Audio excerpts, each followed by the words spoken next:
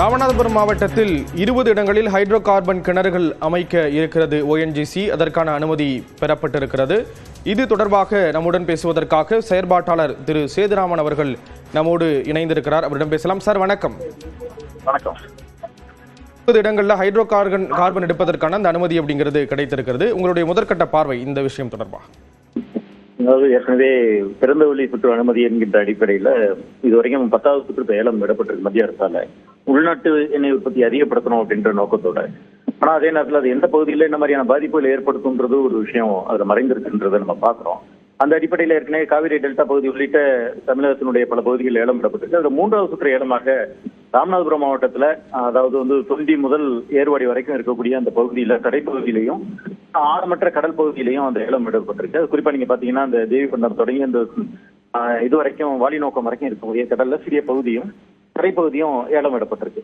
இப்ப இந்த பகுதியில ஏலம் விடப்பட்டது ஏற்கனவே சுற்றுச்சூழல் அனுமதிக்கு சோதனை கிணறுகளுக்கு மத்திய சுற்றுச்சூழல் அமைச்சகம் அனுமதி வழங்கிட்டு இருந்தது. அதற்கு கருத்து கேட்பு கூட்டம் உட்பட பல்வேறு விதங்கள் அதுல இருந்தது அதுல. ஆனா மத்திய அரசு கடந்த 2020 ஜனவரி 16 கொண்டு வந்த ஒரு அரசாணைப்படி அது மாநில சுற்றுச்சூழல் தாக்க மதிப்பீட்டு ஆணையத்துக்கு அந்த அனுமதி என்பது வழங்கலாம், சோதனைக்கு வழங்கலாம் அப்படின்னு குறிப்பிடப்பட்டிருக்கு. கூடுதலாக பொதுமக்கள் கருத்து கேட்பும் அதுல இருந்து விலக்கு அளிக்கப்பட்டதை நாங்கள் சேர்த்து பார்க்கிறோம். அந்த அடிப்படையில முதலாவதாக இந்த மாநில சுற்றுச்சூழல் தாக்க மதிப்பீட்டு ஆணையத்தின் சார்பாக வழங்கப்பட்டிருக்கக்கூடிய தரை பகுதிக்கான அனுமதியாக இந்த 20 சோதனை கிணறுகள் வழங்கப்பட்டிருக்கு அப்படின்னு நம்ம பாக்குறோம். இதுல கூடுதலாக என்னன்னா, மாநில அரசு ஏற்கனவே மாநிலம் முழுவதும் எண்ணெய் எடுப்பு பணிகள் காரணமாக ஏற்படக்கூடிய விளைவுகள் குறித்து பேராசிரியர் சுல்தான் இஸ்மாயில் தலைமையில் ஒரு குழு ஒன்று அமைத்தது.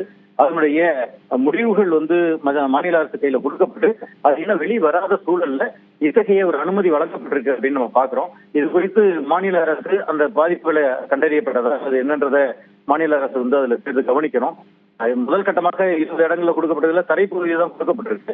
கடல் பகுதியில் எதுவும் வழங்கப்படல. இதுல அந்த கடல் பகுதின்றது கேந்திர முக்கியத்துவம் வாய்ந்த அங்க பவளப்பாறைகள் இருக்கக்கூடிய ஒரு பகுதியாக ஏற்கனவே மன்னார் விளைகள் இருக்கு. இந்த மாதிரியான பகுதியில் கடல் பகுதியில கொடுப்பது என்பது சுற்றுச்சூழலை கடுமையாக பாதிக்கும் அப்படின்ற ஐயப்படி ஏற்கனவே வெளிப்படுத்தப்பட்டது இந்த நேரத்தில் நம்ம குறிப்பிட விரும்புகிறோம். கண்டிப்பா சார். அந்த பகுதியில் இருக்கக்கூடிய மக்களுடைய நிலைப்பாடு அப்படிங்கிறது என்னவா இருக்கு? இப்போ இது போன்ற ஒரு 20 இடங்கள்ல எடுக்கக்கூடிய அந்த பகுதி இது காரணமாக என்னென்ன பாதிப்புகள் ஏற்படும்? சாதகங்கள் அப்படின்னா எது இதெல்லாம் எடுத்துக்கலாம்? பாதகங்கள்னு எடுத்துட்டா இதுல பயன்படுத்தக்கூடிய முறைமைகள்ல நமக்கு முழுமையான வெளிப்பாடு வரல.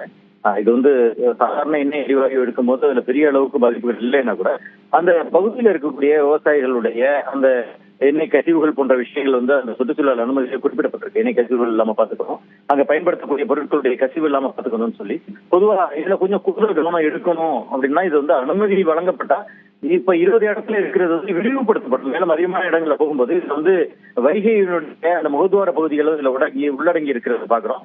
அந்த மாதிரியான விவசாயத்திற்கு பிரதானமான பகுதியில் ஏற்கனவே காவிரி டெல்டா பகுதியில அதற்கான விலக்கு கொடுத்திருக்கிற மாதிரி இதுல விவசாய நிலங்களை விவசாயம் முக்கியமா இருக்கக்கூடிய பகுதியில அரசு ஆய்வு செய்து அதுல விலக்கு கொடுக்கணும். ஏற்கனவே இந்த அனுமதியிலேயே 2 பறவைகள் சரணாலயத்துக்கான விலக்கு என்பது வழங்கப்பட்டிருக்கிறது சேர்த்து பார்க்கணும். அது போல எப்படி பறவைகள் சரணாலயத்துக்கு ஒரு முக்கியத்துவம் கொடுக்கப்படுதோ அதே போல விவசாயத்துக்கு கூடுதலான முக்கியத்துவம் வழங்கப்பட்டு அந்த பகுதிகளில் பாதிப்பு இல்லாம பார்ப்பதற்கு அரசு உறுதி ஏற்கணும் அப்படின்றதான் நம்மளுடைய கோரிக்கையா இருக்கு.